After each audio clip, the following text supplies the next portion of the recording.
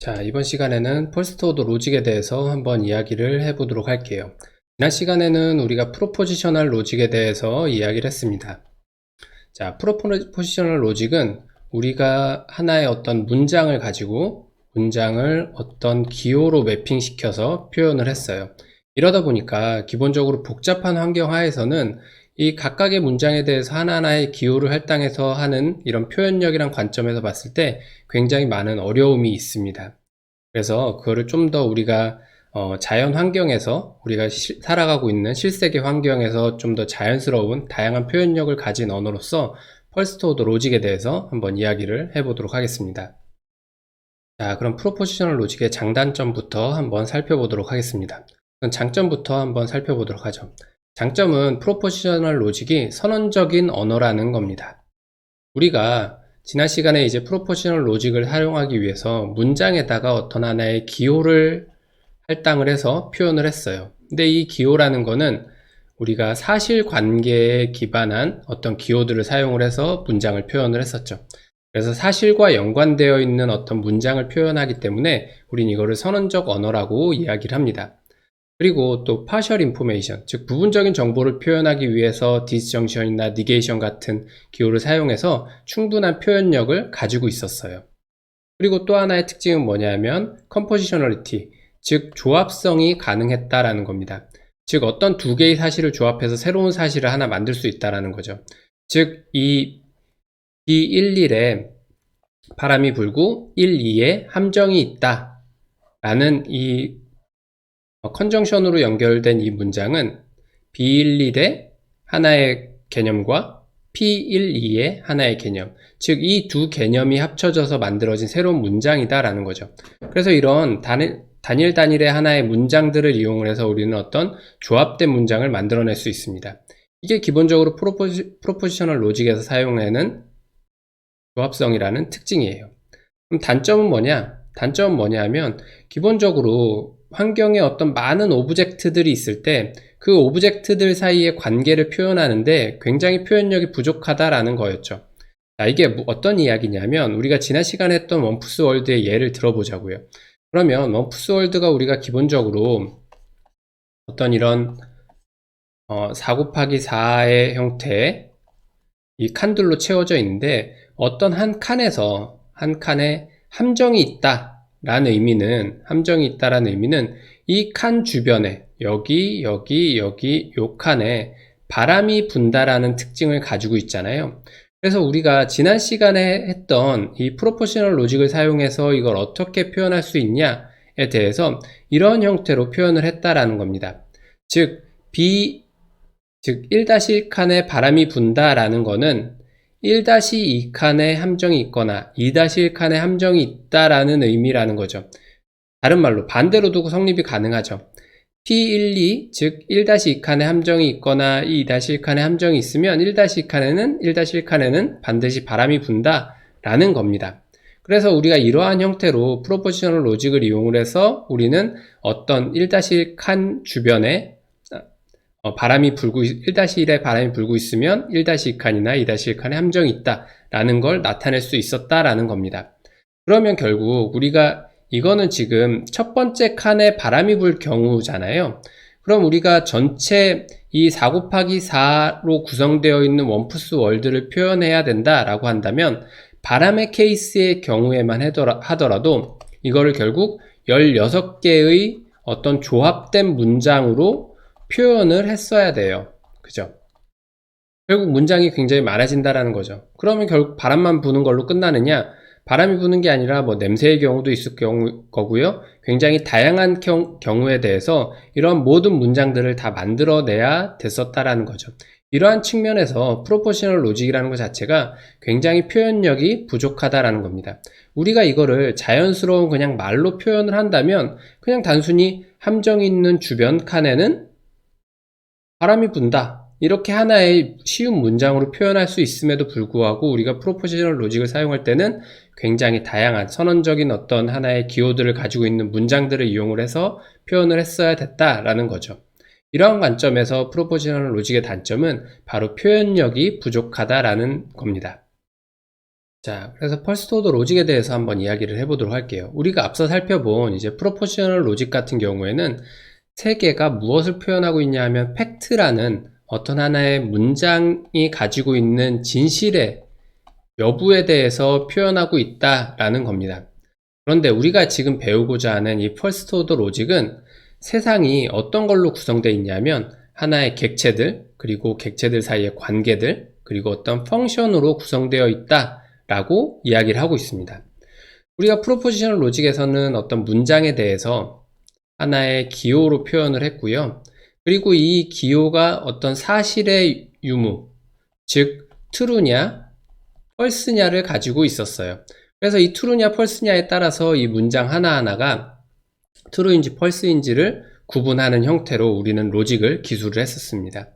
그런데 이 퍼스트 오더 로직에서는 이 세 개가 우리가 표현하고자 하는 세 개가 오브젝트의 존재 유무, 그리고 오브젝트들 사이의 관계가 성립하는지 성립하지 않는지, 그리고 펑션 형태가 성립하는지 성립하지 않는지의 형태로 우리가 세상을 구성하고 있습니다. 로직 언어가 구성되어 있다는 의미예요. 자, 그래서 이걸 어떻게 표현하냐면요. 첫 번째, 오브젝트 같은 경우에는 우리가 일반적으로 자연어에서 이야기하는 명사나 명사구 같은 경우가 우리가 오브젝트에 해당됩니다. 사람이라든가 혹은 집이라든가 숫자라든가 시어리 뭐 등등등, 맥도날드 컬러, 이러한 명사로 표현될 수 있는 것들을 어떤 하나의 오브젝트라고 이야기를 합니다.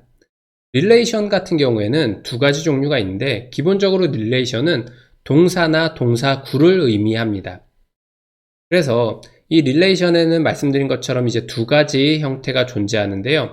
하나는 유너리 관계, 또 하나는 애너리 관계에 있는 릴레이션십입니다. 이 유너리 관계라는 건 어떤 단일의 관계를 의미해요. 그래서 이 애너리는 둘 이상의 관계를 의미합니다. 유너리 릴레이션 같은 경우에 어떤 것들이 있냐면, 예를 들어서, 나는 놀았다.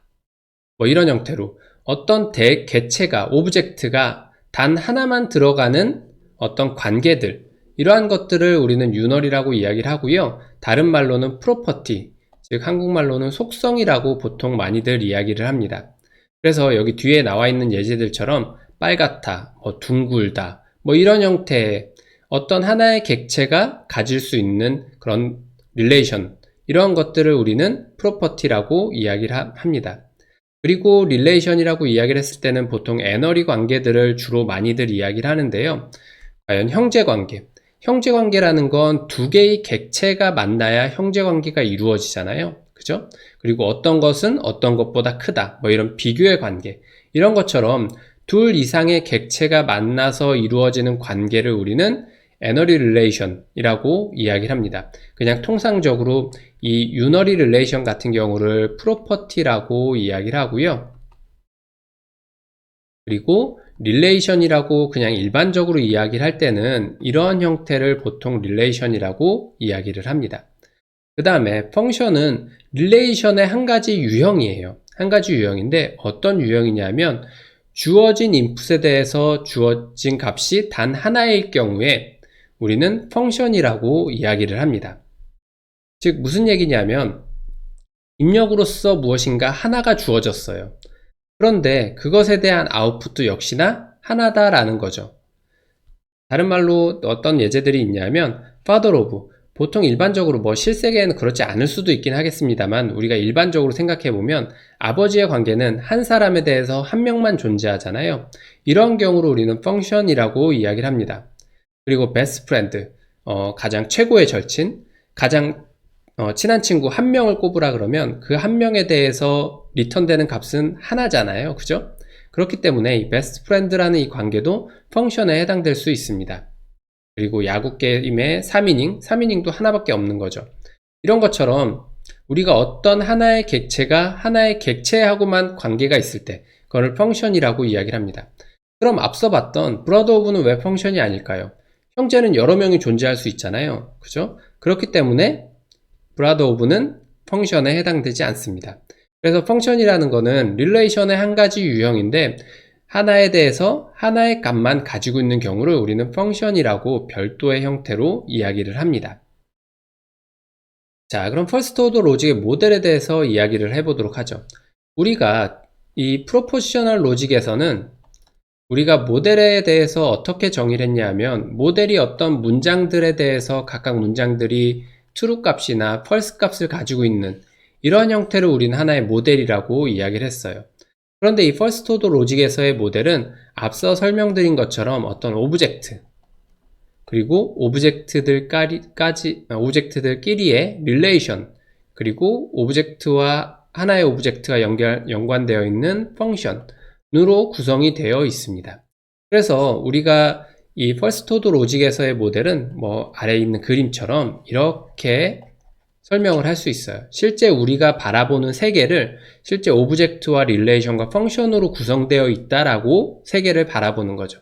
프로포지셔널 로직에서의 우리가 바라보는 모델의 관점은 어떤 하나하나의 문장이 참이다 거짓이다의 관점으로 바라봤지만, 퍼스트 오더 로직에서는 우리가 바라보는 이 실세계가, 우리가 바라보는 이 모델 자체가 어떤 오브젝트와 릴레이션과 펑션으로 구성되어 있다라는 관점으로 바라보는 겁니다.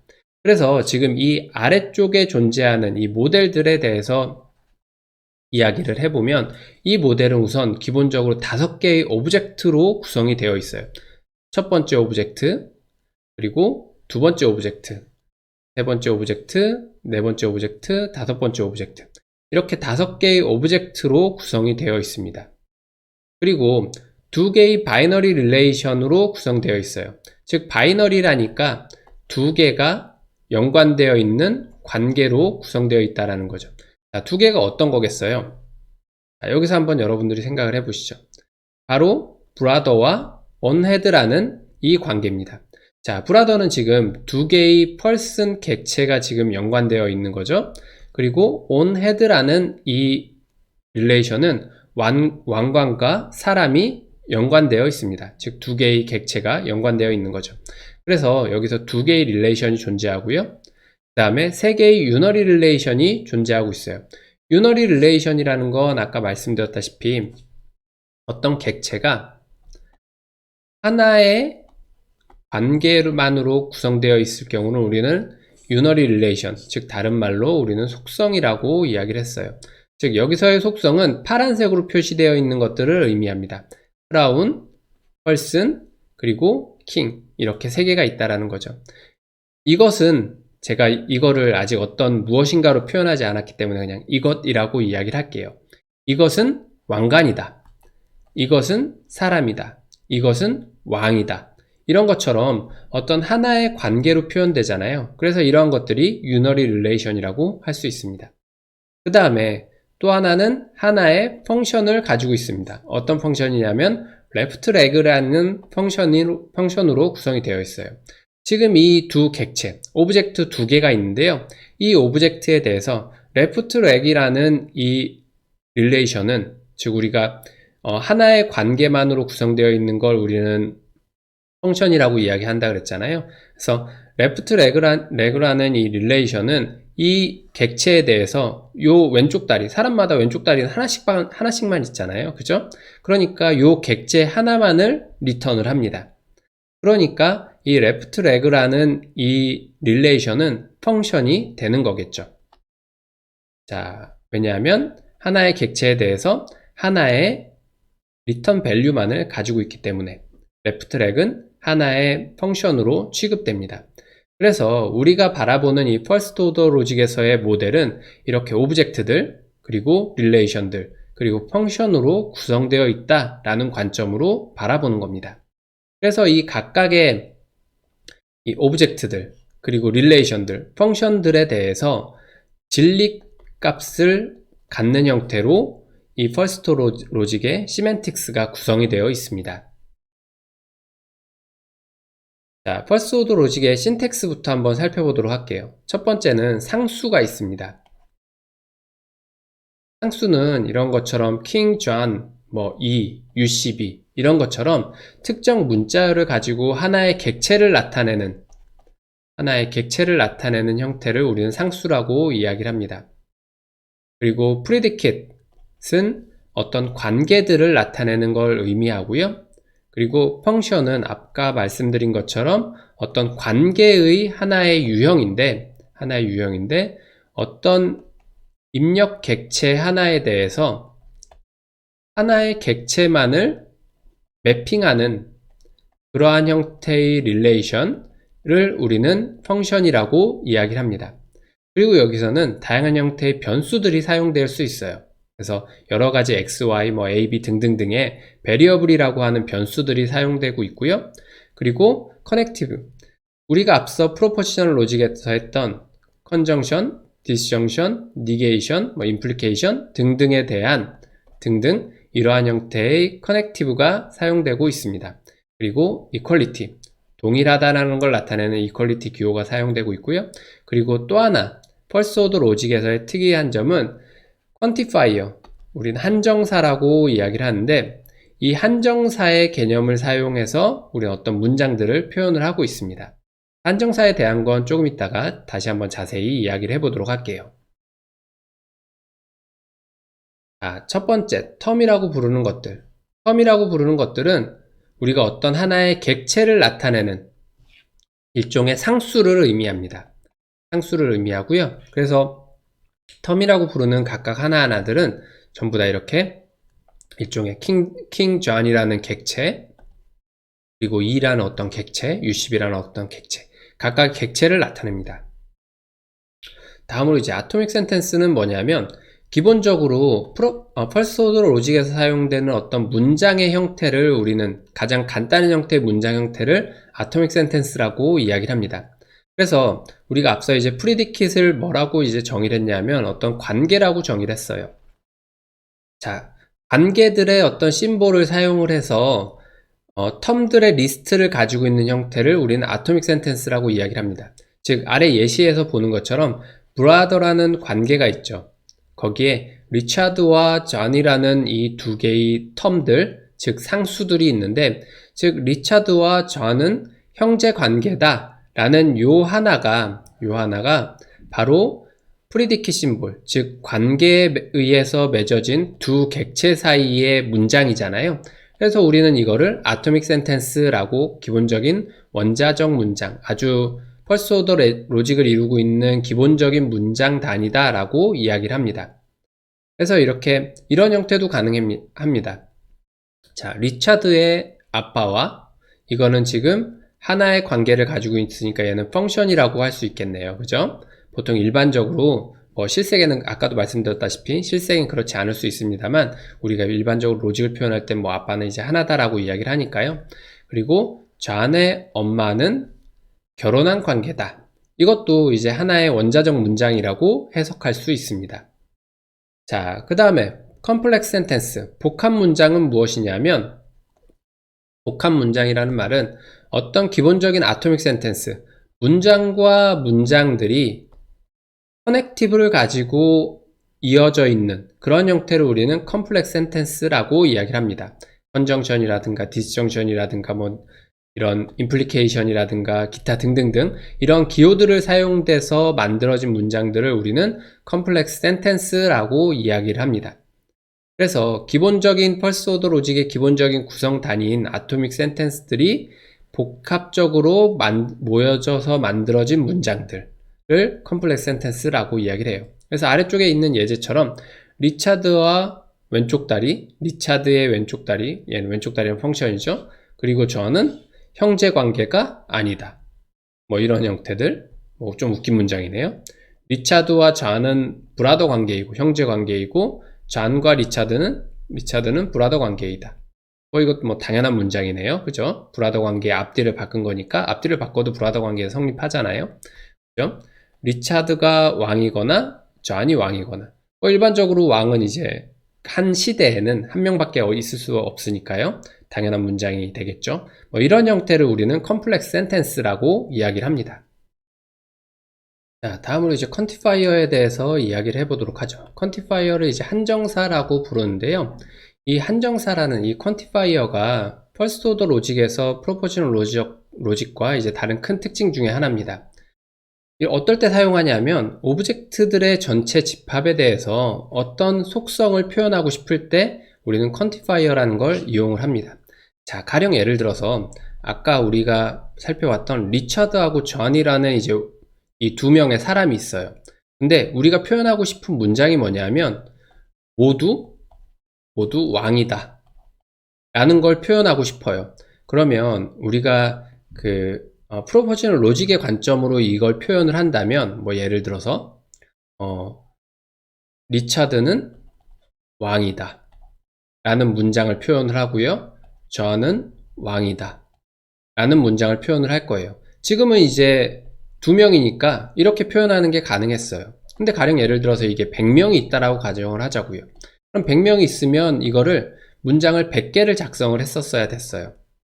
그렇죠? 이게 이제 프로포지셔널 로직에서 우리가 어떤 문장에 대해서 기호를 할당하는 그런 방법이었잖아요. 근데 이제 퍼스트 오더 로직에서는 이 뭐 100명이 있건 1000명이 있건 이런 형태로 어떤 관계를 만들어서 뭐 예를 들어서 킹 리차드, 킹 존 형태로 표현을 하는 게 아니라 전체 존재하는 오브젝트들에 대해서 어떤 선언적인 문장을 만들 수 있는 방법을 제공하는 게 바로 이 퀀티파이어, 한정사의 개념입니다. 그래서 이 한정사에는 두 가지 종류가 있어요. 첫 번째는 유니버셜 퀀티파이어가 있고요. 두 번째는 existential 퀀티파이어가 있습니다. 유니버셜 퀀티파이어는 전칭 한정사라고도 부르는데요.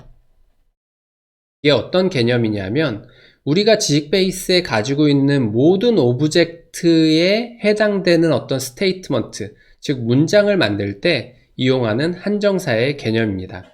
그래서 for all, 즉 모든 어쩌고 저쩌구는 어쩌고 저쩌구다 이런 문장을 만들 때 우리는 universal quantification, 즉 전칭 한정사를 사용을 하고요. 기호로는 어떻게 표현하냐면 이렇게 all을 의미하는 a를 거꾸로 뒤집은 이런 형태의 기호를 사용을 합니다. 다음으로 이제 existential quantifier는 자, 앞에 이자를 이제 거꾸로 표현한 이런 형태의 기호를 사용을 하는데요. 이 existential quantifier가 의미하는 바는 뭐냐면 우리가 어떤 오브젝트, 즉 지식 베이스에 뭐 여러 가지 오브젝트들이 존재할 텐데 그 중에 어떤 것들은 뭐뭐에 해당한다 라는 문장을 만들 때 우리는 existential quantification을 사용을 합니다.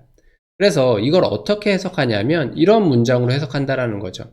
그래서 어떤 것을 만족하는 X가 있다 형태로 해석을 하게 되고요.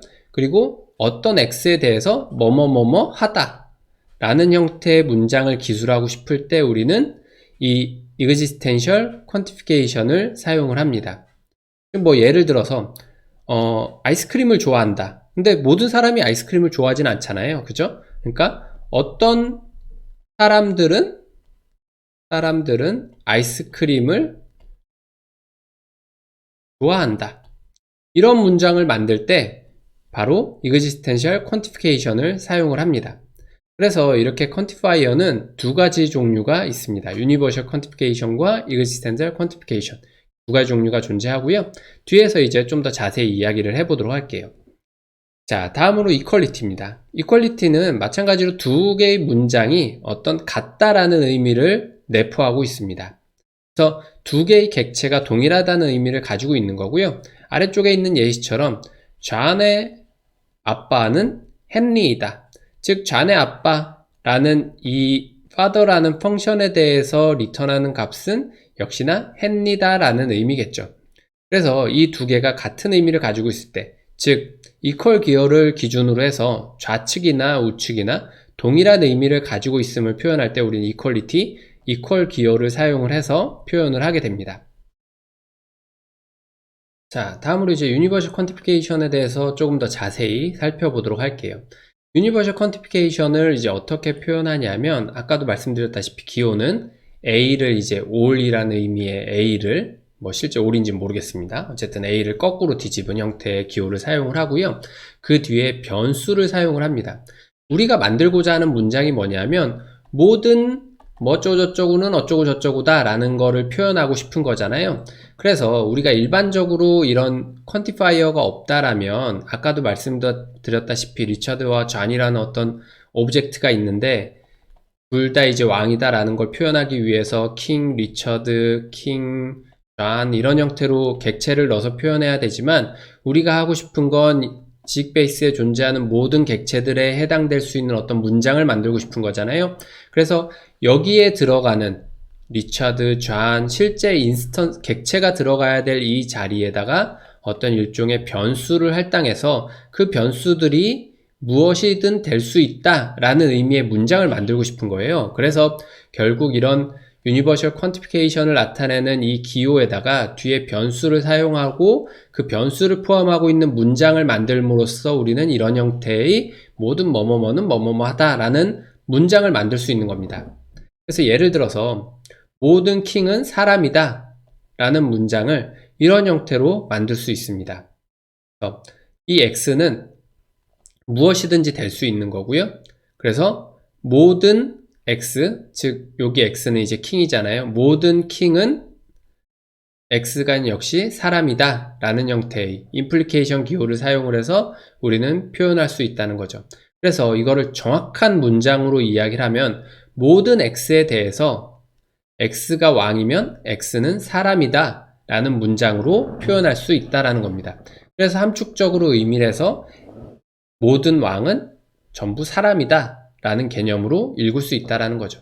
그래서 이게 어떤 의미를 가지고 있냐 라고 하면 모델에서 X 자리에 들어올 수 있는 X 자리를 대체할 수 있는 오브젝트들에 대해서 P가 참이라면 즉 모델 M에서 이 문장 모든 X에 대해서 P라는 이 문장은 참이다 라는 의미예요.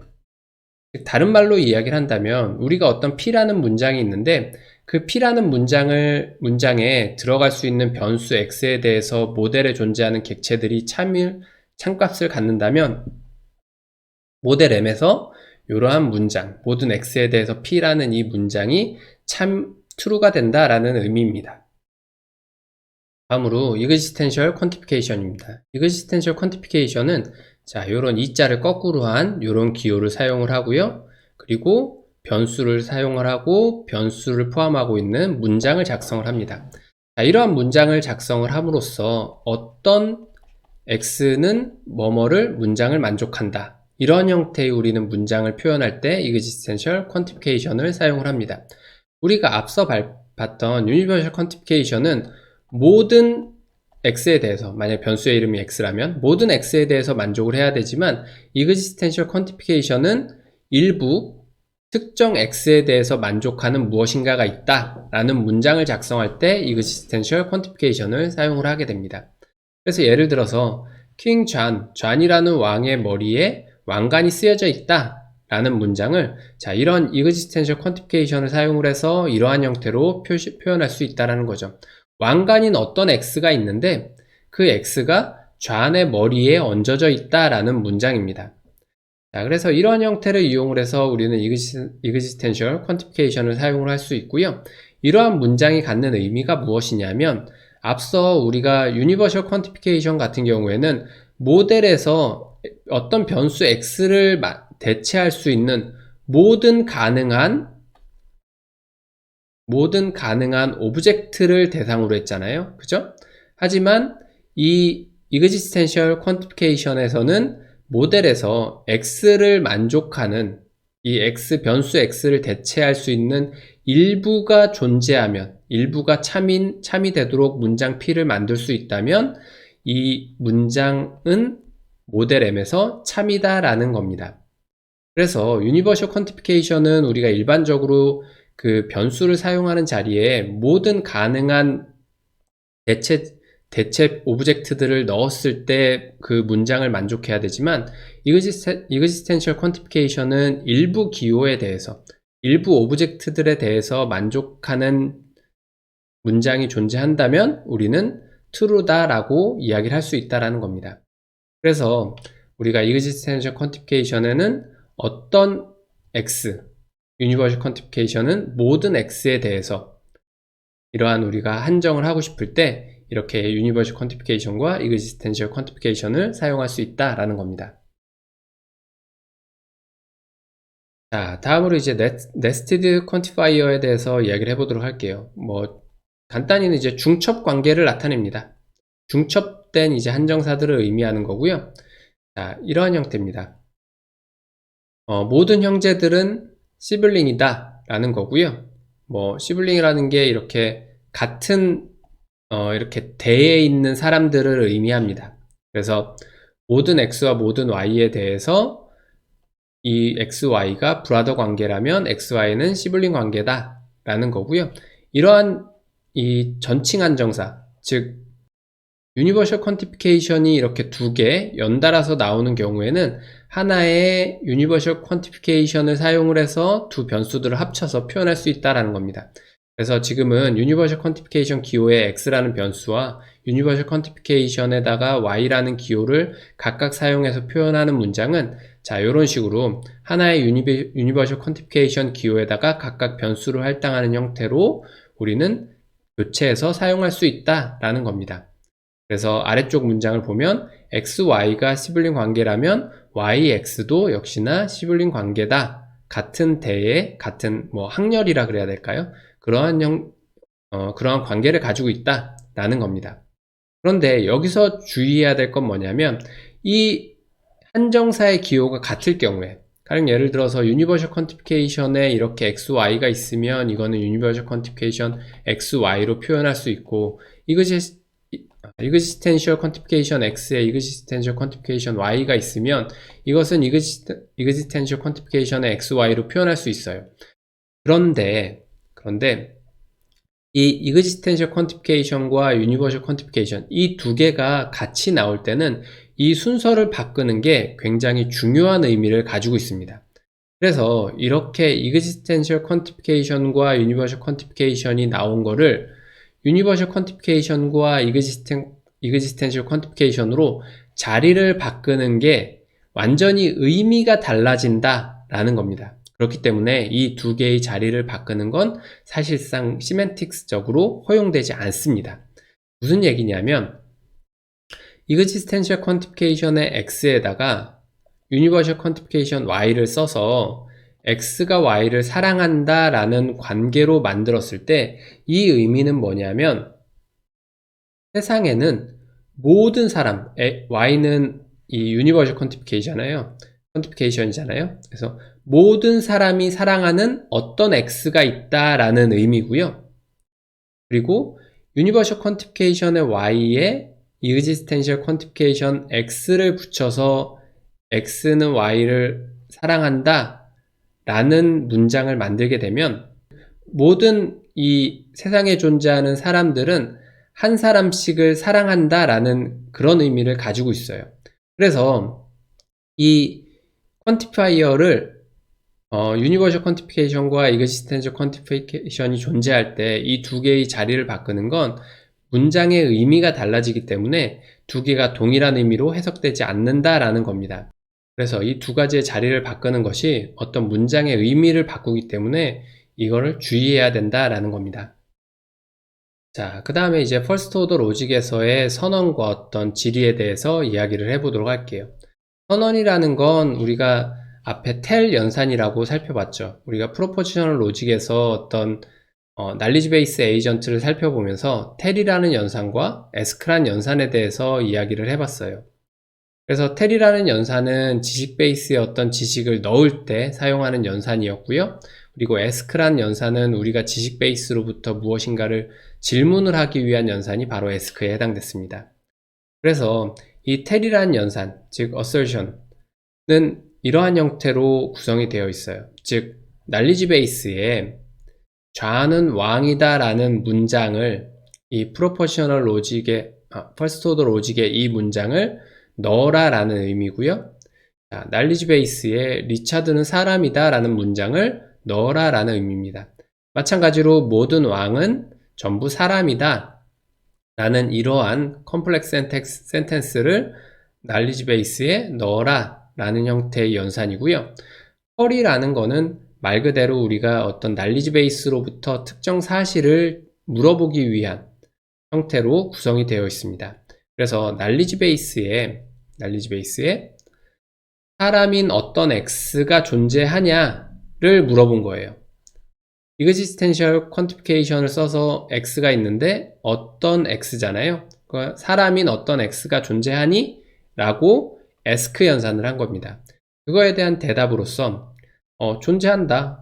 그리고 이 x에는 뭐가 들어갈 수 있냐면 존과 리차드가 들어갈 수 있다 라는 형태의 문장을 만들어내는 거죠. 문장이라기보다는 정확히는 이제 어떤 대체할 수 있는, 이 x를 대체할 수 있는 값들을 만들어내는 겁니다. 그래서 위에를 보시면 우리가 지식 베이스에 문장을 넣을 때 존은 왕이다. 그리고 리차드는 사람이다. 모든 x가 x에 대해서 왕이면 사람이다 라는 이러한 문장을 넣었잖아요.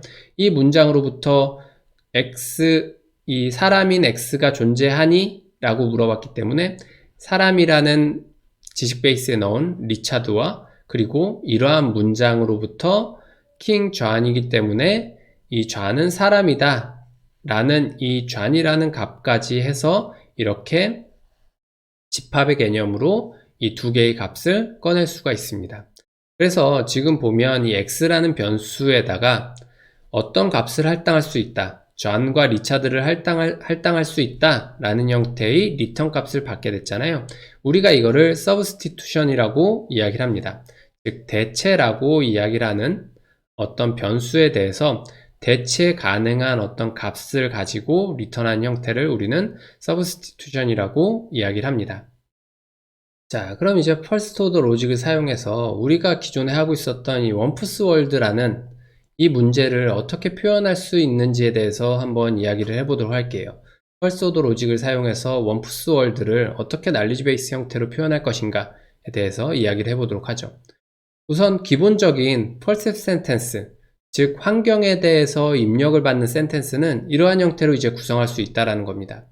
어떤 퍼셉트라는 이제 환경으로부터 무엇인가를 받는데 여기에는 하나, 둘, 셋, 넷, 5개의 인자를 가지고 있는 환경 요소들을 가지고 있습니다. 첫 번째는 냄새가 난다. 두 번째는 바람이 분다, 반짝인다.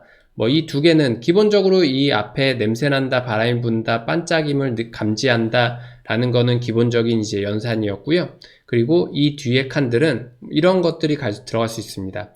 마지막 칸에는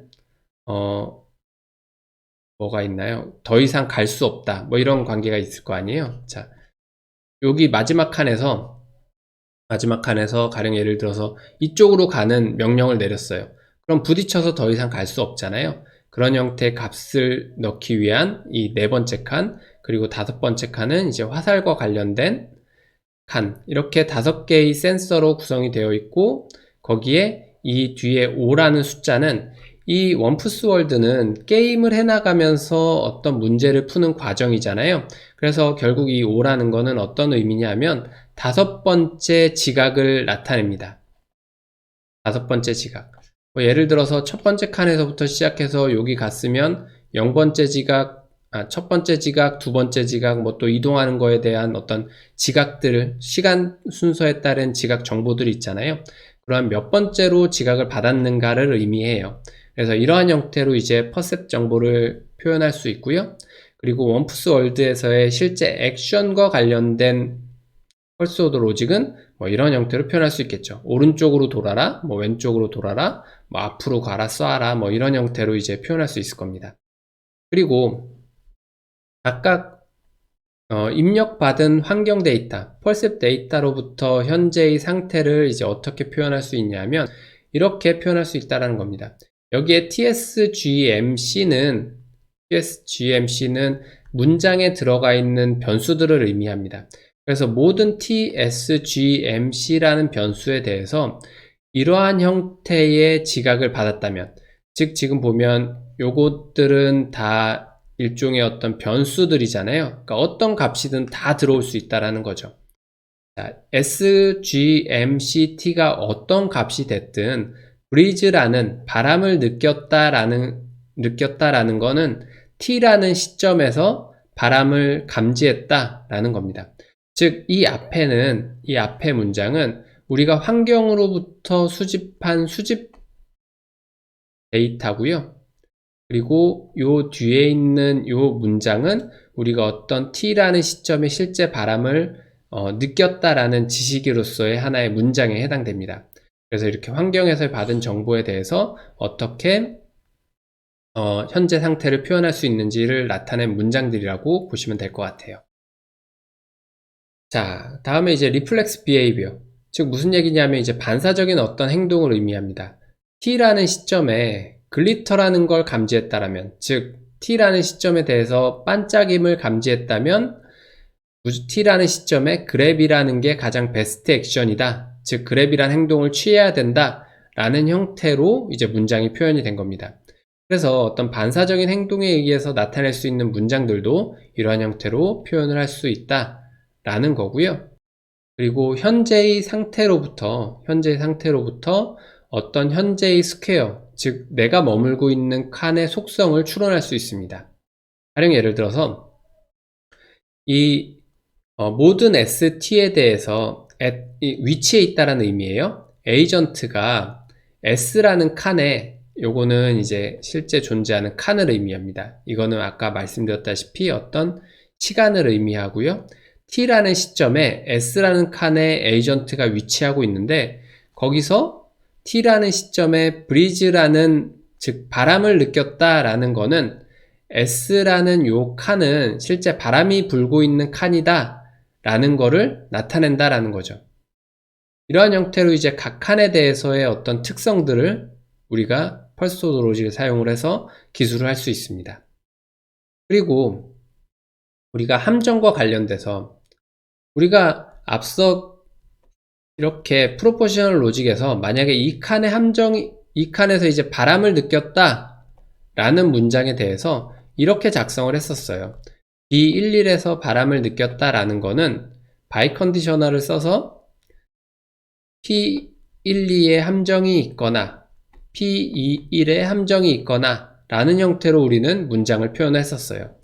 그래서 이 문장을 표현하기 위해서 원푸스월드의 프로포지셔널 로직에서는 모든 형태의 칸에 대해서 표현을 했어야 됐었어요. B4,4까지. 자, 그런데 우리가 퍼스트 오더 로직에서는 이 프로포지셔널 로직에 비해서 표현력이 좋다 그랬잖아요. 유니버셜 퀀티피케이션이나 이그지스텐셜 퀀티피케이션을 이용을 해서, 그래서 모든 S에 대해서, 즉 모든 칸에 대해서 브리즈, 즉 바람을 감지하는, 바람이 부는 칸이다 라는 그런 의미는 무엇이냐면 S와 관련된 S의 주변의 칸들에는 함정이 있는 무엇인가가 있다. 모든 칸에 함정이 있는 게 아니잖아요. 만약에 모든 칸에 함정이 있었다면 이 유니버셜 퀀티피케이션을 써야 됐겠죠. 그런데 모든 칸에 함정이 있는 게 아니라 함정이 존재하는 어떤 칸이 있는 거잖아요. 그죠? S 주변에 R이라는 칸이 있는데 함정이 있는 칸이 존재하는 거죠. 그래서 existential quantification R을 붙여서 이런 형태로 표현을 할 수 있다는 겁니다. 그래서 이 문장을 가지고 우리 표현한 바는 뭐냐면 S라는 칸에 불고 있으면 이 S라는 칸 주변에 있는 R에 함정이 있을 수 있다. 즉 함정이 있는 어떤 칸 R이 존재한다 라고 하는 게 정확한 표현일 겁니다. 그래서 이러한 형태로 우리가 원푸스월드의 그 프로포지셔널 로직에서 취할 수 있었던 복잡함을 아주 간단한 문장으로 표현할 수 있다라는 거죠. 이러한 형태를 이용을 해서 우리는 원푸스월드에 많은 문장을 사용하지 않고도 효과적으로 퍼스트 오더 로직을 이용을 해서 문장들을 표현을 할 수가 있습니다. 자, 그러면 우리가 이제 앞서 퍼스트 오더 로직을 이용을 해서 어떤 우리가 가지고 있는 날리지 베이스를 표현하는 방법에 대해서 이야기를 해봤어요. 그러면 우리가 그 다음에 살펴볼 건 뭐냐면 우리가 단순히 이제 날리지 베이스를 표현하는 걸로 끝나지 않잖아요. 우리가 프로포지셔널 로직에 살펴봤다시피 날리지 베이스로부터 어떤 무엇인가 추론하는 것들에 대해서 우리는 이야기를 했었어요. 마찬가지로 퍼스트 오더 로직을 이용해서 날리지 베이스를 표현을 할 거고 그 날리지 베이스로부터 무엇인가를 추론하기 위한 그 과정에 대해서 한번 이야기를 해보고자 합니다. 그래서 이 퍼스트 오더 로직의 추론과 관련돼서 몇 가지 이제 살펴봐야 될 기본적인 개념들이 있어요. 그 개념들에 대해서 먼저 이야기를 하고 우리가 추론에 대해서 좀 더 자세히 한번 이야기를 해보도록 하겠습니다. 그 첫 번째가 뭐냐면 유니버셜 인스탄시에이션이에요. 즉 우리가 유니버셜 퀀티피케이션에 사용했던 이러한 형태의 변수를 가지고 있는 무엇인가에 대해서 우리가 인스탄시에이션, 우리가 이제 예화라고 이야기를 하는데요. 그래서 이 유니버셜 인스탄시에이션에 대해서 이야기를 해보도록 할게요. 이 유니버셜 인스탄시에이션이 뭐냐 하면 우리가 변수가 사용된 어떤 유니버셜 퀀티피케이션에서의 변수를 그라운드 텀으로 대입함으로써 얻어진 어떤 문장들을 추론하는 과정을 우리는 유니버셜 인스탄시에이션이라고 이야기를 합니다. 즉 이런 형태로 이제 표현을 하는데, 이 각각이 뭐냐면 여기는 이제 유니버셜 퀀티피케이션이잖아요. 유니버셜 퀀티피케이션에 이제 V라는 어떤 변수가 존재하는 겁니다. 그리고 문장 A가 존재하는 거고요. 그리고 아래 substitution이라는 이제 함수가 존재하는데, substitution 여기를 우리는 이제 세타라고 표현을 하는데, 이 substitution 세타 알파라는 게 어떤 의미를 갖냐면 센텐스 알파를 요 세타로 대입해서 얻은 문장들을 말합니다. 그래서 지금 우리가 아까 여기에 보면 VG라고 쓰여져 있는데요. 이 V는 앞서 우리가 어떤 문장에 들어가 있는 유니버셜 퀀티피케이션을 사용해서 사용된 변수예요. 그리고 이 G는 뭐냐면 그라운드 텀을 의미합니다. 즉 날리지 베이스를 이루고 있는 기본적인 텀들, 우리가 앞서 봤던 명사 단위의 어떤 오브젝트들을 의미하겠죠. 그래서 어떤 변수를 가능한 지식 베이스에 존재하는 모든 오브젝트들로 대체해서 문장 알파를 얻을 수 있다라는 그런 의미예요. 아래쪽에 이제 예시를 한번 보면 좀 더 쉽게 이해하실 수 있을 것 같아요. 변수 x가 사용된 유니버셜 퀀티피케이션의 문장이 있습니다. 그리고 이 뒤에가 이제 어떤 알파인 거예요. 알파라는 문장입니다.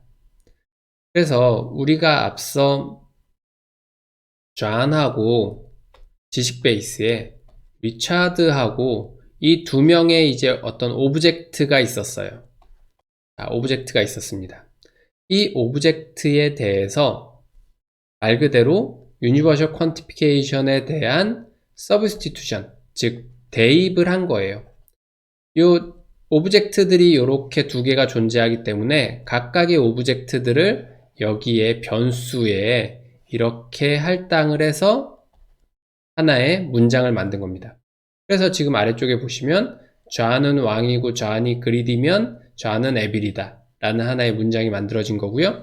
모든 x이기 때문에 유니버셜 퀀티피케이션으로 x가 지정되어 있기 때문에 날리지 베이스에 존재하는 모든 오브젝트들에 대해서 다 대입하는 과정을 통해서 새로운 문장을 얻게 되는 겁니다.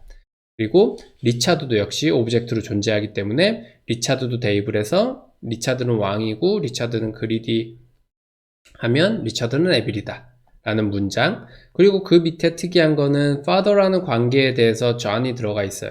즉 이 얘기는 뭐냐면 우리가 father라는 것도 하나의 펑션이잖아요. 그죠?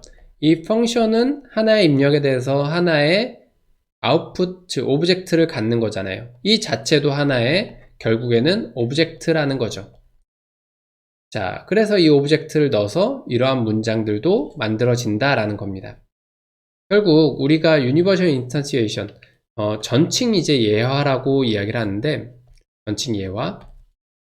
이 전칭 예화에 대해서는 어떤 형태의 기본적인 접근이 가능하냐면 우리가 전칭 예화에 사용된, 즉 유니버셜 퀀티피케이션에 사용된 모든 변수들을 우리가 가지고 있는 날리지 베이스에 가지고 있는 그라운드 텀들, 즉 오브젝트들로 대체해서 문장 알파를 얻는 과정에 해당됩니다. 이게 바로 유니버셜 인스탄시에이션의 과정이에요. 다음으로 이그지스텐셜 인스탄시에이션에 대해서 이야기를 해보도록 할게요. 한국말로는 이제 존재 예화라고 부르기도 하는데요. 이 existential instantiation의 규칙은 뭐냐면 우리가 existential quantification을 사용해서 작성된 문장 알파에 대해서 여기에 사용되는 변수들의 특정한 상수를 새로운 상수를 하나 할당하는 과정에 해당됩니다.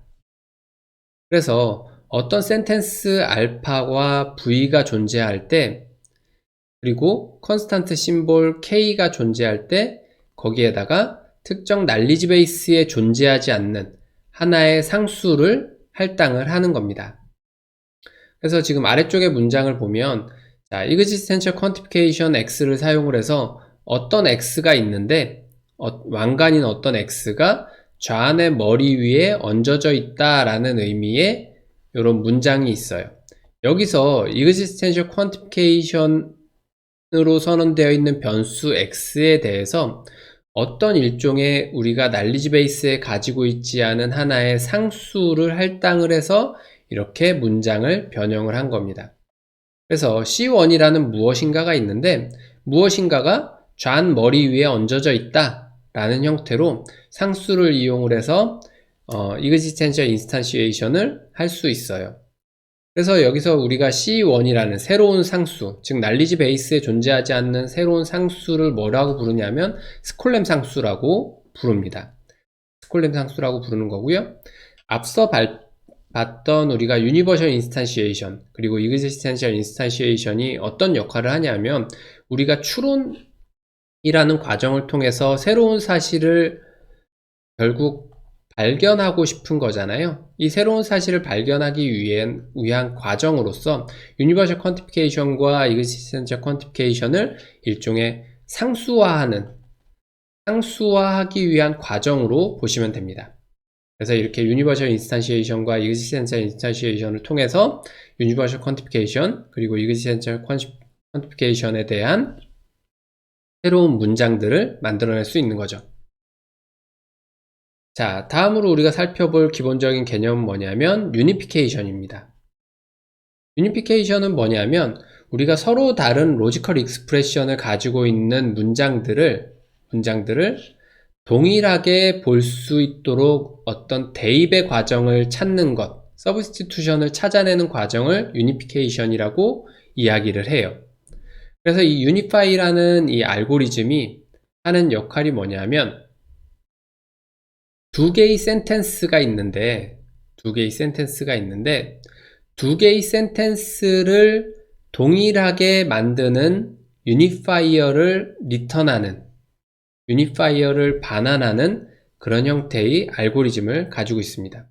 이거는 예시로 보는 게 훨씬 더 편해요. 자, 아래쪽에 이제 예시를 보면 이렇게 구성되어 있습니다. 유니파이라는 이제 함수를 사용을 한 거고요. 매개 변수로 두 개를 가지고 있습니다. 아까 유니피케이션을 제가 뭐라고 설명드렸냐 하면 서로 다른 문장들을 동일하게 만들어줄 수 있는 이 서브스티튜션을 찾는 과정이라고 말씀을 드렸잖아요. 자, 그래서 서로 다른 문장, 이렇게 두 개의 문장이 있습니다. 자, 좌안이 어떤 x를 알고 있고요. 그리고 좌안이 jn을 알고 있는 두 개의 문장이 있어요. 이 문장에 대해서 좌안과 좌안은 같고요. 그리고 이렇게 비교를 해보면 x하고 jn이 같아야 돼요. 그죠? 그렇기 때문에 x를 jn으로 만들면 이 두 개의 문장이 서로 같아지잖아요. 그죠? 이런 걸 우리는 유니피케이션이라고 이야기를 합니다. 자, 아래쪽을 볼까요? 자, 좌안하고 x가 아는 관계에 있고 y하고 b이 아는 관계에 있어요. 그럼 이 두 개에 대해서 유니피케이션 과정을 거치면 y는 좌안이 되고요. x는 b이 됩니다. 그러면 x는 b이고 y는 좌안이라는 유니피케이션 결과를 얻을 수 있어요. 마찬가지로 이 아래쪽을 보면 좌안이 x를 알고 있고요. y가 y의 mother를 알고 있는 형태로 문장이 구성되어 있네요. 그러면 여기서의 y는 좌안이 되는 거고요. 그리고 여기서의 x는 y의 mother가 됩니다. 자, 그래서 이런 형태의 유니피케이션 결과를 얻을 수 있고요. 맨 마지막 문장을 보면 자, 좌안이 이렇게 두 개의 x를 알고 있고요. x가 엘리자베스를 알고 있대요. 그럼 보면 좌안은 x하고 이렇게 되고 이 x는 엘리자베스하고 매칭이 돼야 되는데 x에 지금 할당되어 있는 값이 서로 다르죠. 같은 변수에다가 같은 변수 x에 대해서 존이라는 값이 들어가야 되고 같은 변수 x에 대해서 엘리자베스라는 값이 들어가야 돼요. 이러한 경우는 말 그대로 fail, 즉 어떠한 변수에 특정 값을 할당할 수 없는 그런 형태가 된다라는 겁니다. 유니피케이션을 이제 실패하는 그런 사례를 말씀드린 거고요. 그래서 어쨌든 유니피케이션이라는 거는 뭐냐면 서로 다른 문장들, 두 개의 문장들을 같은 형태로 만든 서브스티튜션, 즉 대입을 찾는 방법을 우린 유니피케이션이라고 이야기를 합니다. 이 유니피케이션을 통해서 우리가 추론이라는 과정에서 어떠한 형태로 이제 이게 적용되는지를 살펴보도록 할 거예요. 자, 다음으로 이제 Generalized Modus Ponens인데요. 일반화된 전건 긍정, 일반화된 전건 긍정에 대해서 이야기를 해보도록 할게요. 우리가 프로포셔널 로직의 추론에 대해서 이야기를 하면서 전건 긍정에 대해서 이야기를 했었어요. 모두스 포넨에 대해서 이야기를 했는데 어떤 형태였냐면요. 알파에서 베타가 임플리케이션 할 때 알파가 주어지면 우리는 베타를 추론해낼 수 있다 라는 형태의 이제 전건 긍정 모두스 포넨에 대해서 이야기를 했었습니다. 자, Generalized Modus Ponens이 어떤 의미를 갖냐 하면 자, 어떤 서브스티튜션 세타가 존재한다라는 거예요. 근데 이 세타가 어떤 세타냐 하면 우리가 임플리케이션의 전제 조건이 컨정트 되어 있는 전제 조건이 있는데 뭐 예를 들어서 A and B and C는 D다 라는 이런 형태의 이제 임플리케이션이죠. 이게 임플리케이션이 존재하는데 자, 요 앞에들이 이제 전제 조건이에요. 자, 이 앞에 존재하는 전제 조건을 날리지 베이스에 이미 존재하고 있는 문장들과 동일하게 만들 수 있는 세타가 존재한다면 이 세타는 어떤 대입이잖아요. 그렇죠? 이 조건부가 이렇게 작성되어 있는데 우리가 KB를 봤더니 이 조건부에 대해서 이 두 개를 동일하게 만드는, 즉 이퀄 관계로 만들어주는 어떤 문장들이 존재해요. 뭐 예를 들어 A, B, C라는 문장들이 존재해요.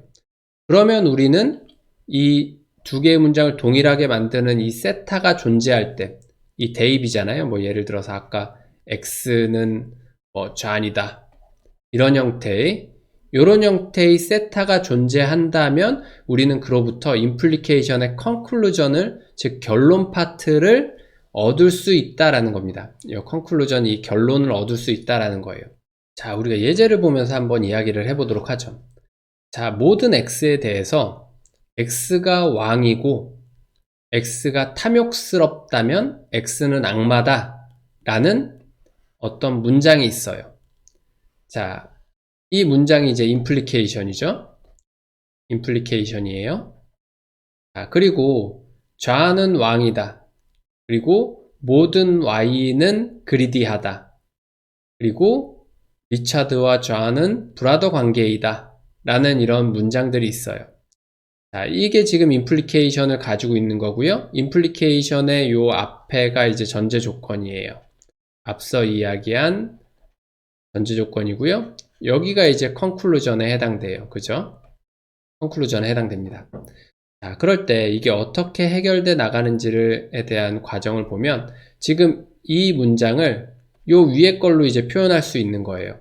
자, 이 위에가 어떤 의미를 가지고 있냐면 요 앞에는 이제 요 앞에 요만큼은 날리지 베이스에 존재하는 어떤 센텐스들이에요. 그리고 요 뒤에는 임플리케이션입니다. 그리고 요 아래쪽은 아까 말씀드린 것처럼 어떤 이 임플리케이션에 앞서 전제 조건을 날리지 베이스에 존재하는 이 센텐스와 동일하게 만드는 어떤 세타가 있다라는 거죠. 그 세타에 대해서 문장 Q를, 컨클루전 Q를 얻을 수 있다라는 의미고요. 그래서 요걸 가지고 이 위에 거를 써보면 이런 형태가 될 거예요, 아마. 입을 X를 얻을 수 있다 라는 형태인 거죠. 그런데 보면 이 문장의 전제 조건을 만족하는 것들이 여기에 knowledge base에 이미 들어가 있어요. 이 X를 좌우로 대입하면 우리가 이 임플리케이션에 존재하는 요 전제 조건이 knowledge base에 있는 문장하고 같아지게 돼요. 즉 X에 대해서 좌우로 대입을 하게 되면 이 임플리케이션의 전제 조건이 우리가 knowledge base에 존재하는 문장들과 같아지는 세타인 거죠. 이렇게. 그러면 결국 이 X의 좌안에 대해서 이 결론 파트, conclusion 파트는 입을 좌안이라는 결론을 얻을 수 있다 라는 겁니다. 이러한 형태의 의미가 이제 generalized modus ponens이고요. 즉 다시 한번 정리를 해서 이야기를 하자고 하면 implication의 전제 조건에 해당되는 문장들이 지식 베이스에 존재할 때 그거를 이제 같도록 해주는 어떤 세타, 대입이 존재할 때, 서브스티튜션 존재할 때 우리는 그로부터 컨클루전을 얻을 수 있다라는 겁니다. 뭐 말은 복잡하지만 실상 간단해요. 우리가 어떤 이런 임플리케이션 관계에서 변수가 쓰여져 있는데 그 변수에 특정 지식을 대입해서 만족을 한다면 컨클루전을 얻을 수 있다는 겁니다. 뭐 사실은 말은 설명은 굉장히 복잡하게 했지만 사실은 아주 간단한 원리예요. 그래서 지금 이 아래쪽에 이제 과정을 보면 P1'은 킹 잔이 되고요. 여기서의 이제 임플리케이션 관계의 프라미스에 있는 P1은 킹 X가 되는 거고요. 여기에서 X가 이제 잔이겠죠. 그죠? 자, 그리고 P2'에 있는 그리디 Y라는 거는 우리가 이 임플리케이션 P2에 있는 그리디 X를 대체하는 형태로 X에 Y를 넣으면 동일해지는 거고요. 문장 자체는. 그리고 세타는 결국 X의 좌안, Y의 좌안을 넣으면 거기로부터 Q는 입을 X가 나온다 라는 겁니다. 그래서 결국 서브스티튜션에서 Q를 얻게 되는데 서브스티튜션 세타를 통해서 얻은 이 Q는 좌안은 악마다 라는 결론을 얻을 수 있다라는 거죠. 그래서 일반화된 정근긍정이라는 게 결국은 우리가 가지고 있는 임플리케이션의 knowledge base에서 존재하는 어떤 문장들을 대입시켜서 얻을 수 있는 결론 파트를 만들어내는 그러한 형태가 generalized modus ponens에 해당됩니다. 자, 그러면 우리가 이제 앞서 네 가지에 대해서 이야기를 했어요. Universal Instantiation, 그리고 Existential Instantiation, 그 다음에 Unification, 그리고 마지막으로 Generalized Modus Ponens까지 이렇게 네 가지에 대해서 이야기를 했습니다. 이 네 가지가 실제 어떻게 추론이라는 과정에 적용돼서 사용되는지를 한번 살펴보도록 할게요. 그러기 위해서 우리가 간단한 이제 knowledge base를 하나 만들려고 합니다. 어떤 knowledge base냐면, 자, 법이 이야기를 하고 있대요. 법이 어떤 것은 이제 범죄다라고 이야기를 하고 있는데 그 범죄의 정의가 뭐냐면, 미국 사람이 적대국에다가 무기를 팔면 그 미국 사람은 범죄를 저지른 거예요. 그런데 이 노노라는 나라가 있는데 걔는 미국의 적국이에요. 즉 적대국인 거죠. 거기가 미사일을 가지고 있어요. 근데 그 미사일을 누가 팔았냐 하면 코로넬 웨스트라는 미국 사람이 팔은 거래요. 그래서 정리를 하면 코로넬 웨스트라는 미국 사람이 있는데 그 미국 사람이 미국의 적대국인 노노에다가 미사일을 팔았어요. 그리고 미국 사람이 적대국에다가 무기를 팔게 되면 그거는 범죄다라고 법이 정의하고 있다는 겁니다. 그래서 이러한 문장들이 있는데 이러한 문장들로부터 과연 코로넬 웨스트가 범죄자냐를 어떻게 증명할 수 있냐라는 거죠. 어떻게 이 사실을 우리가 알고 있는 지식 베이스로부터 꺼낼 수 있냐라는 겁니다. 그래서 이러한 내용들을 가지고 우리가 퍼스트 오더 로직에서 이제 추론하는 과정을 한번 살펴보고자 합니다. 자, 앞서 봤던 우리가 문장들을 이제 퍼스트 오더 로직의 형태로 표현을 한 거예요. 자, 그래서 보면 미국 사람이 적대국에다가 무기를 팔면 범죄자다 라는 문장에 대해서 이렇게 퍼스트 오더 로직의 문장으로 표현을 한 겁니다. 어떤 X라는 미국인이 있는데 Y라는 무기가 있고요. 이 X가 Y를 Z에다가 판 겁니다. 그리고 Z는 적대국인 거고요. 그러면 이 X는 범죄자다 라는 문장을 만들었어요. 그리고 노노가 미사일을 가지고 있다 라는 거는 노노가 어떤 X를 가지고 있는데 그 X는 미사일이다 라는 이 문장에 대해서 우리가 existential instantiation을 통해서 이 existential quantification에 사용된 X라는 변수에다가 가상의 지식 베이스에 존재하지 않는 상수를 할당을 해서 문장 형태로 바꾼 거예요. 그래서 이렇게 노노라는 적대국이 M1이라는 임의의 상수의 스콜렘 상수를 하나 할당을 한 겁니다. 스콜렘 상수를 할당을 해서 노노가 M1을 가지고 있고 M1은 미사일이다 라는 문장을 만든 거예요. 그리고 미사일이 있는데 코로넬 웨스트가 팔았다 라는 문장에 대해서 어떤 미사일 X가 있는데 그 노노가 이제 X라는 미사일을 가지고 있는 거예요. 그런데 그걸 누가 팔았냐면 웨스트라는 사람이 요 X, 미사일 X를 노노에다가 팔았다라는 겁니다. 그래서 이런 관계가 X가 미사일이고 노노가 X를 가지고 있으면 웨스트가 노노에 X를 팔았다라는 관계의 이제 문장이 만들어진 거고요. 그리고 미사일은 무기다라는 거에 대해서 X라는 미사일이 있는데 그 X는 웨폰이다 라고 무기다 라고 문장을 만든 거고요. 그리고 그 다음 문장은 X가 있는데 X가 미국의 적이면 X는 적대국이다 라는 형태의 이제 문장을 만든 거고요. 그리고 웨스트는 미국 사람이다. 그리고 컨츄리 노노라는 나라는 미국의 적국이다 라는 문장에 대해서 이런 형태로 이제 퍼스트 오더 로직의 문법을 사용해서 문장을 만들었습니다. 그래서 지금 우리가 앞서 살펴본 그 내용에 대해서 다음과 같이 이제 이런 형태의 퍼스트 오더 로직에 사용되는 이제 문장을 만들었습니다. 그래서 우리가 알고 싶은 건 뭐냐면 이 코로넬 웨스트라는 이 사람이 과연 범죄자냐를 알고 싶은 거잖아요. 즉 이 문장 첫 번째 있는 요 문장에서 이게 증명되면 되는 거예요. 이 X가 웨스트라는 사람일 때 요 결론 파트를 우리가 구할 수 있으면 결국 코로넬 웨스트라는 사람이 범죄자다라는 결론을 얻을 수 있다라는 거죠. 자, 그럼 이러한 과정이 이제 어떻게 이루어지는지를 한번 살펴보고자 합니다. 자, 첫 번째로 이제 정방향 추론에 대해서 이야기를 해보도록 할게요. 이 정방향 포워드 체인이라고 하는 이제 정방향 추론에 대해서 먼저 이야기를 해보면 이 정방향 추론 알고리즘은 어떤 순서로 이루어지냐면 우선 첫 번째는 날리지 베이스가 가지고 있는 이제 팩트로부터 출발합니다. 그래서 이 팩트를 가지고 만족할 수 있는 전제 조건이 만족되는 모든 문장들을 찾고요. 모든 규칙들을 찾습니다. 모든 규칙들을 찾고 그 규칙들로부터 만들어진 결론 파트, 컨클루전들을 역시나 날리지 베이스에 add를 합니다. 날리지 베이스에 추가를 하는 거죠. 즉 어떤 A, B, C라는 문장들이 있고요.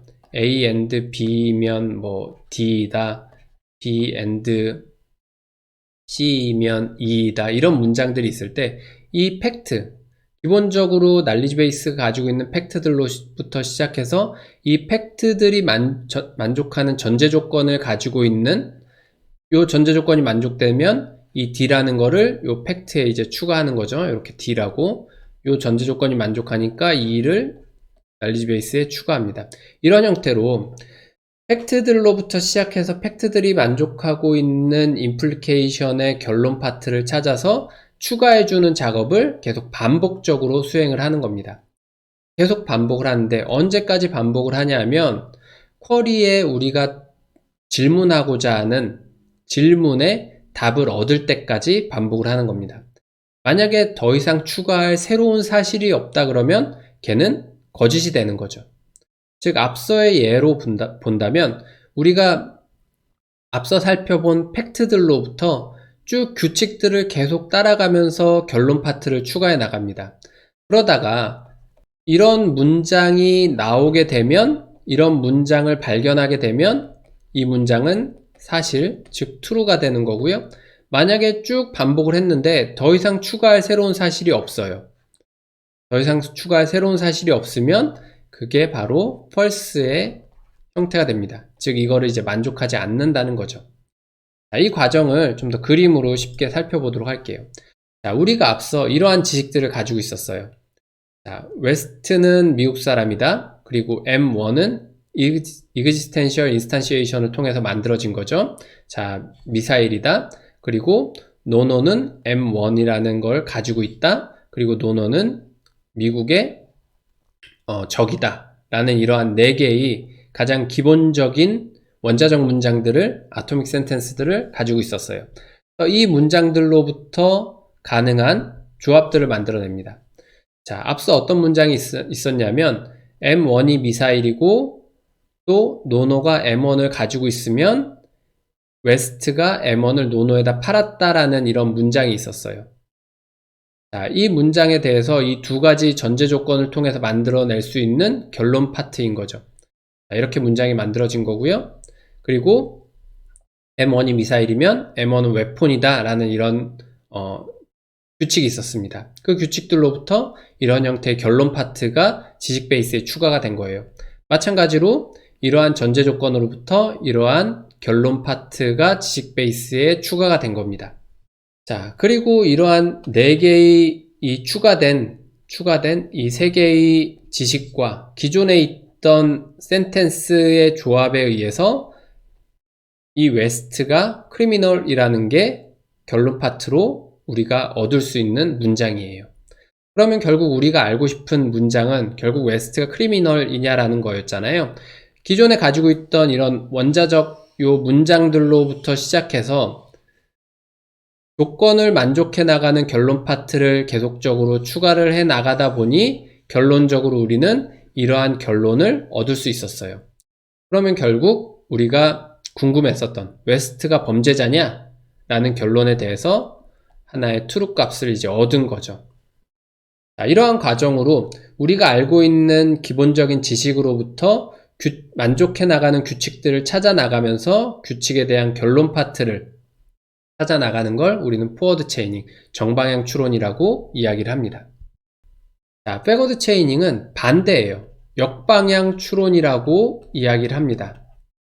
포워드 체이닝은 정방향이었고요. 백워드 체이닝은 역방향이라고 이야기를 합니다. 우리가 정방향, 포워드 체이닝 같은 경우에는 어떤 하나의 사실로부터 그 사실을 만족하는 규칙들에 대한 결론 파트를 계속적으로 추가해 나가면서 우리가 얻고자 하는 어떤 결론을 만들어내는 형태로 동작을 했었어요. 그죠?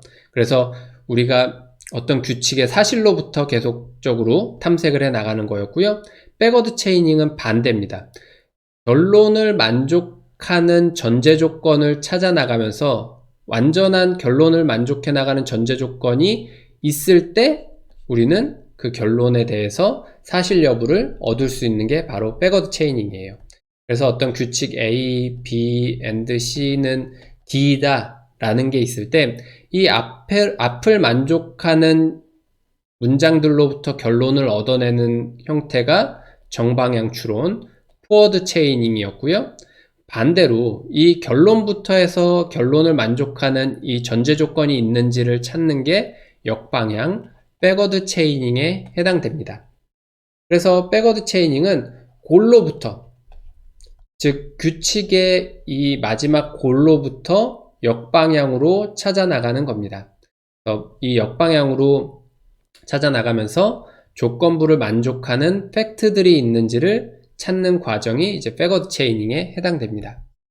자, 그래서 예시를 한번 보면, 자, 우리가 알고 싶은 결론은 이거였어요. 즉, 웨스트가 범죄자냐? 라는 거였습니다. 이 조건을 만족하기 위한 규칙의 전제 조건이 자, 이렇게 있었습니다. 그러면 여기서부터 우리는 X라는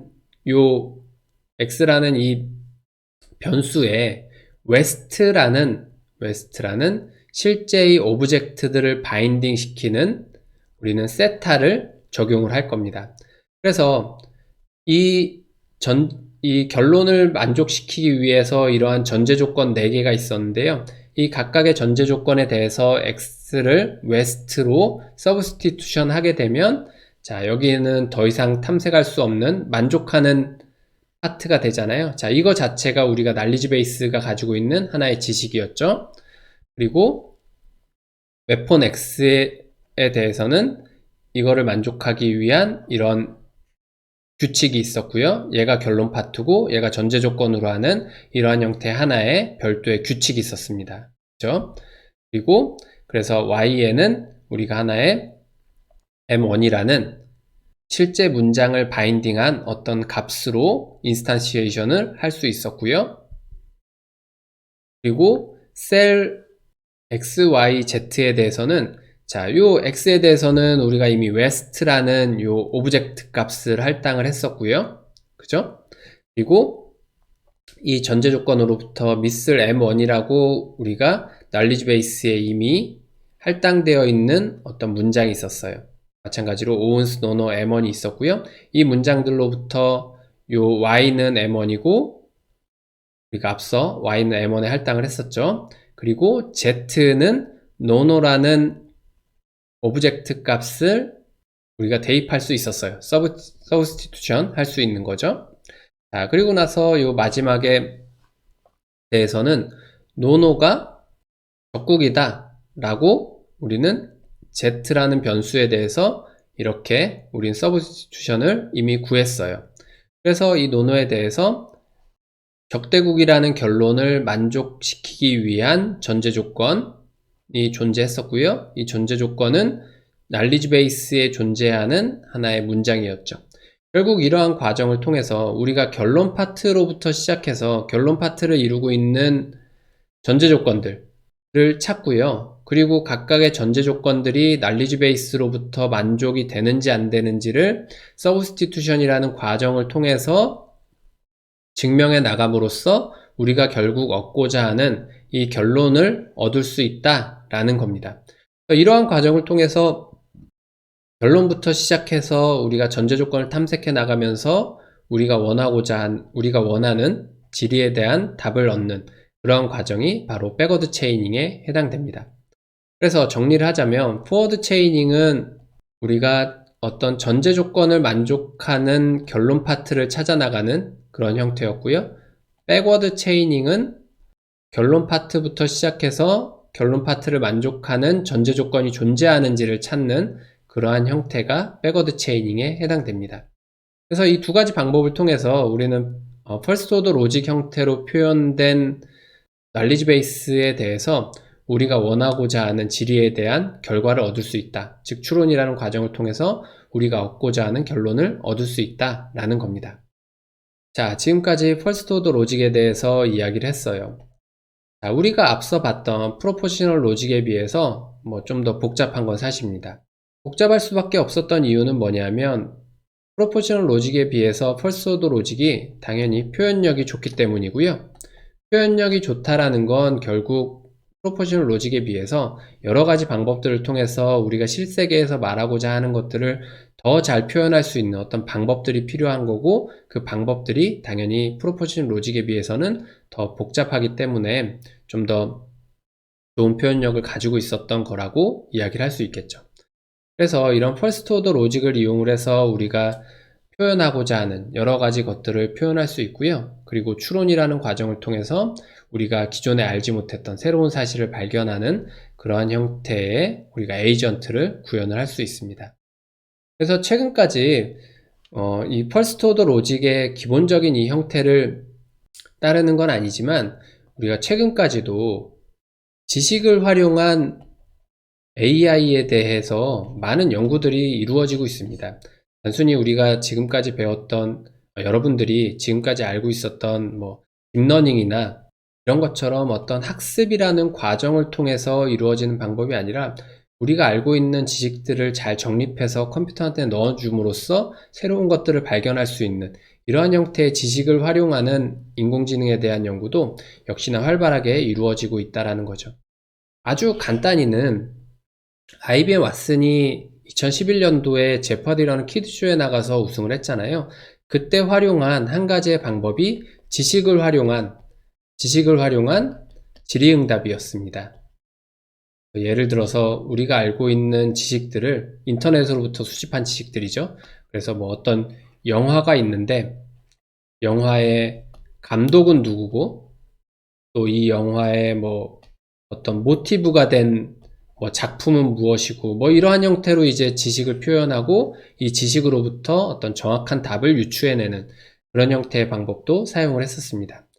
그러니까 뭐 요즘에는 사실 이런 로직이나 이런 형태의 인공지능이 아주 활발히 연구되고 있는 건 아니지만 꾸준히 딥러닝이나 이런 학습 기반의 에이전트를 어떤 보완하기 위한 목적으로도 많이 연구가 이루어지고 있습니다. 자, 오늘은 여기까지 수업을 마치도록 하겠습니다. 수고하셨습니다.